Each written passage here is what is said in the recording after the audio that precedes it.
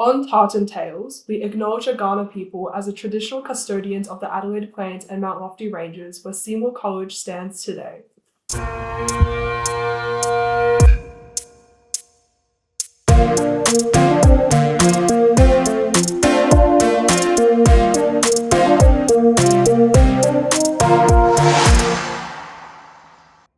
Hi, I'm Belinda and I'm here with Annie and you're watching Tartan Tales. Today's episode is all about women in politics. So I'm joined by Louise Miller-Frost, member for Boothby, and she's also a Seymour Old Collegian.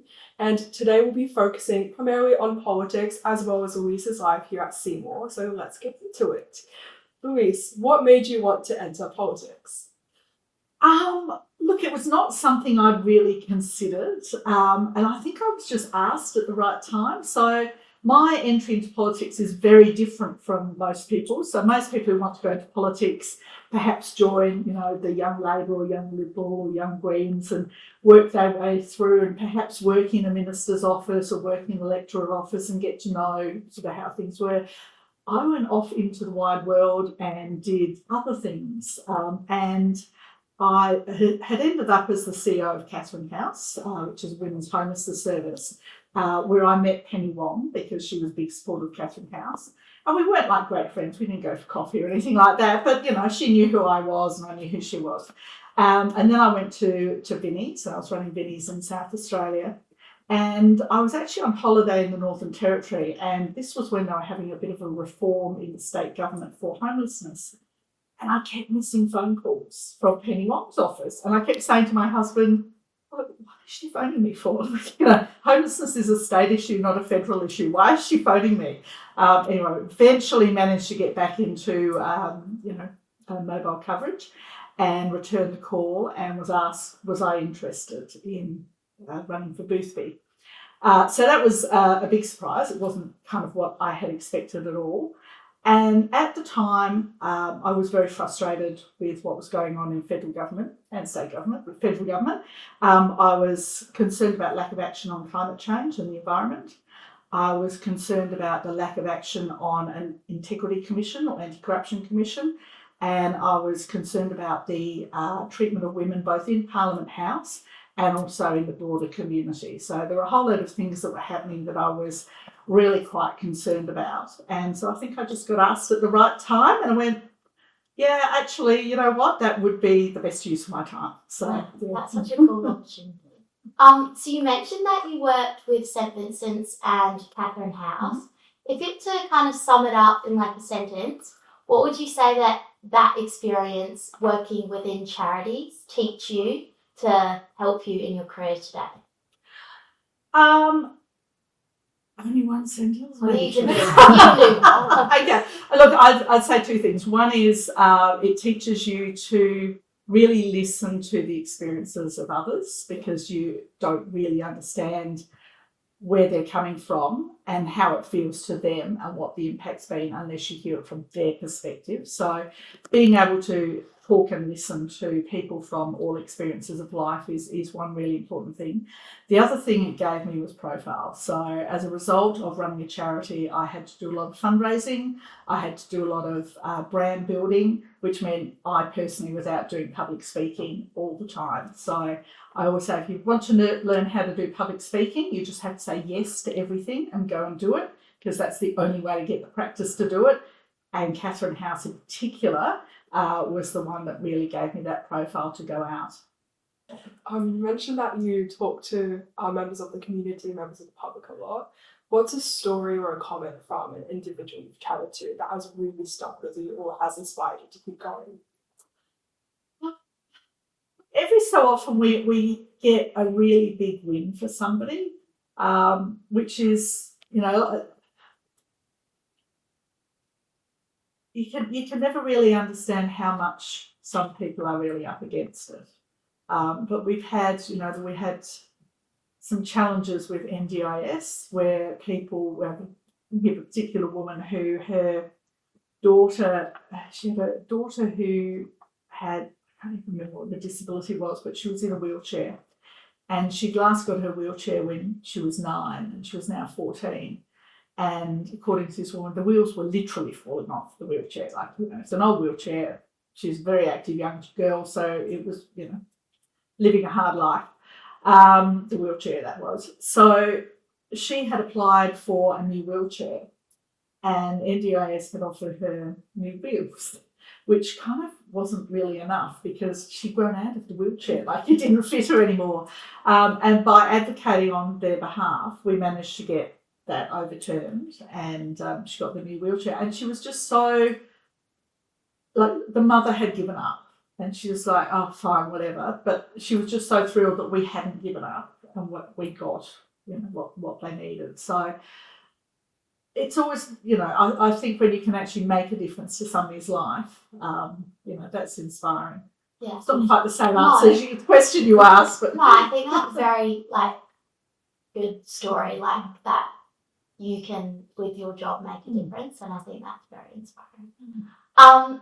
Is there something that being at Seymour and an all girls education, how do you think that played a part in who you are today? Look, I'm still in contact with some of my friends from Seymour. We do have the 10-year reunions every 10 years, which is a lot of fun. But, some of my ongoing friends are also from Seymour. I think it gave me that focus on girls having careers. Yeah. And, I look back and, I finished at Seymour in 1984, which I realise seems like a very long time ago. And my father died when I was quite young, and my mother was living on a widow. We were all living on a widow's pension, and my mother put money into my career and into me coming to Seymour. And I think that really underlined to me that she valued education, and she valued education for women. And so I think that in itself was really important. So. Yeah, I think that is. The importance of women's education, I feel like definitely is important for change in careers, and getting equality in is the first step, definitely. At Seymour, our motto is press down in Australia, as it probably was when you were at Seymour. How has this model of service shaped your career? Look, I think particularly the areas that I went into, which are very much about people. Yeah. Through health, through local government, through the non-profit sector, and now in politics. That servant leader role is certainly something that's been important. I've always felt, and the reason that I gelled with health when I fell into that career was that I liked being able to go home at the end of the day and feel like I'd made a difference in someone's life. Yeah. Not a massive difference, but a difference. So everything that I had done had helped someone in some way. So that was really positive for me. Beautiful.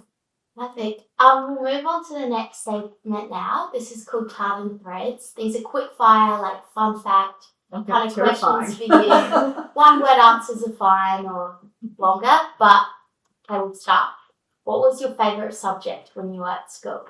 Biology. Oh, and then English. Oh, yeah. What was your favourite clown memory at Seymour? 1 year at the sports day, we held a teddy bears picnic. So, yeah. Who is your biggest female role model? Ooh, it's hard to go past Julia Gillard. Yeah. Who was your favourite teacher at Seymour? We might not know them, but they're interesting. I'm not sure if I can remember them either. Probably Miss Mitchell, and I think she taught me biology and English. So there you go. That's probably a good fit, isn't it? What was your first ever job? I think I was probably waitressing somewhere. Yeah. What do you do in your spare time? Ooh, do I have spare time? Mostly just sit at home. So one of my challenges is if I go out in public, people recognise me. So I have to go out with makeup and hair done and, that sort of thing. So actually staying home is quite nice. What is your favourite school tradition that Seymour has?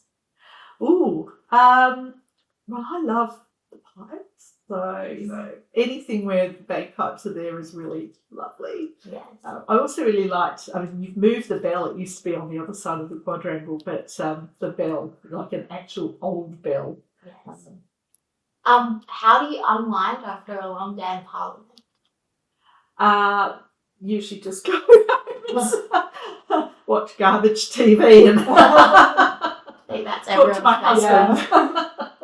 What was it like in 2022 against another two Seymour Old colleges? How did that feel? It was actually pretty funny because the media never actually worked out that we went to the same school.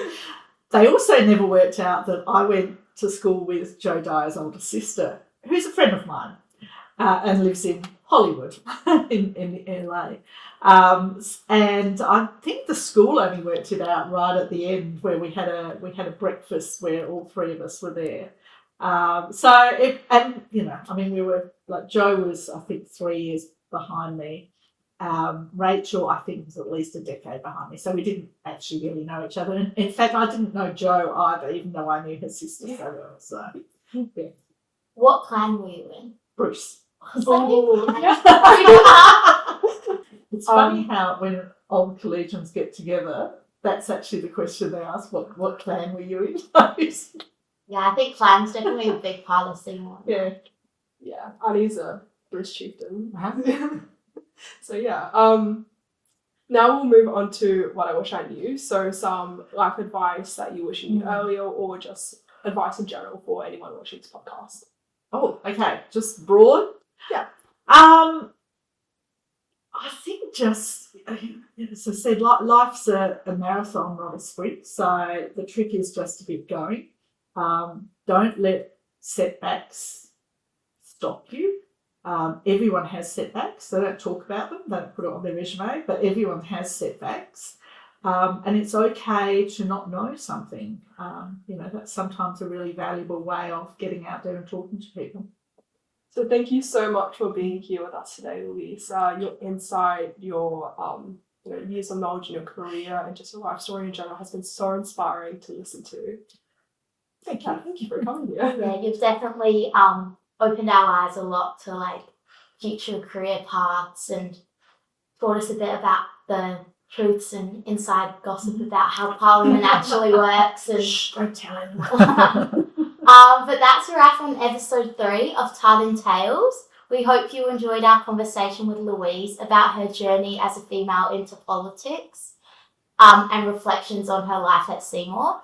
Like the threads that make up our Black Watch Tartan, here on Tartan Tales, we like to weave together stories from every corner of our community, crafting a new pattern that is unique like every Seymour student. Keep weaving your story, keep dreaming big, and we'll see you next time.